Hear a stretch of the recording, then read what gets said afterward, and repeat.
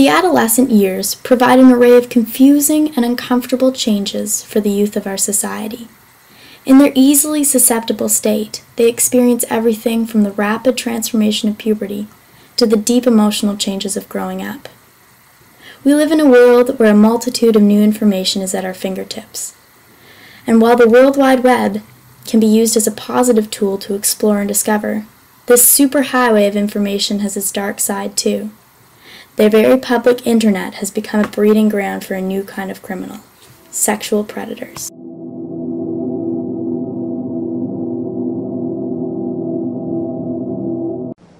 I teach math. And what grade do you teach? 6th, 7th, and 8th grade. 6th, 7th, and 8th grade. So you teach kids who are about the same age as the boy you thought you were going to visit tonight. Yes. Sexual predators are ultimately people looking for sexual contact in a figuratively predator-type manner. Hunting for sex does not always denote an illegal action, but for most sexual predators, their pursuit often turns criminal. Dateline NBC cites there being as many as 50,000 sexual predators online at any moment. There's no mistaking this is a child.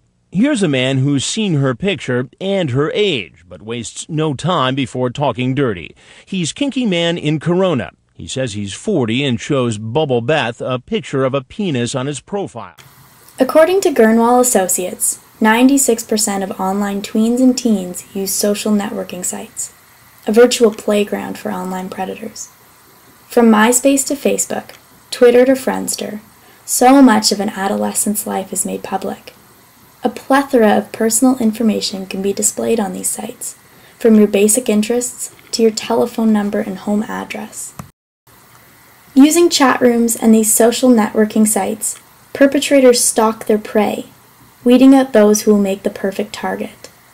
In chilling interviews, many pedophiles later admit that they look for children who fall into 3 categories. These are based on personality and emotional traits, behavioral patterns, and dysfunctional families. These adolescents are more likely to engage in conversation with a stranger, and in their feeble psychological state of low self-esteem, are easier to physically or emotionally isolate. While some perpetrators engage immediately in explicit sexual conversation, many will put effort into grooming their victim. They seduce them with their constant attention, kind and loving words, even with gifts. In their defenseless state, children can mistake these false gestures for actual acceptance and love from the perpetrator. They begin to feel safe, telling the predator very private information, and even more frightening, can even be convinced to meet face to face. Studies have found that approximately 3/4 of these perpetrators have a childhood history of physical and sexual abuse.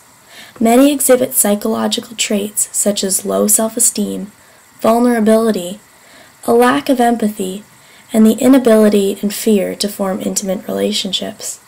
These traits contribute to their continuous pursuit for sexual interactions with children. Fortunately, there are many people who want to bring an end to this evil. Perverted Justice, an online watchdog group, aims to scare online sexual predators away from making contact with underage individuals. Volunteers from Perverted Justice, experts at pretending to be kids online, are in all types of chat rooms, from local area chats to rooms set up for sexual preferences.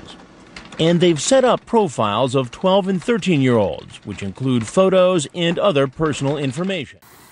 Perverted Justice has worked with many prominent news programs, such as Dateline NBC's How to Catch a Predator, and have so far convicted over 300 criminals. Despite being a convicted rapist, here he is tonight at our undercover house after making plans for sex with a decoy posing as a 13-year-old boy. Online, he told the decoy that he was a promotional photographer, promoting such films as Kindergarten Cop and some gay porn films. Then he tells the decoy he can help launch the boy's modeling career. But there's a catch. He writes, "How can I promote someone I never had lots of hot sex with?" The decoy agrees to sex in exchange for the career help. You out there, man? So eager was this registered sex offender that he boarded a bus and then walked more than 2 miles to get to the sting house. Chill at the counter for a second, all right? And he wastes no time trying to get to our decoy, posing as a 13-year-old boy. Did you manage to bring your camera? I'm sorry that busted. Hey, sir, can you come back over here, please, and have a seat right on the... She'd be in her. Ultimately, this frightening world of online sexual predators is one we have to put an end to. If you suspect a loved one may be mixed up with suspicious activity online, get involved.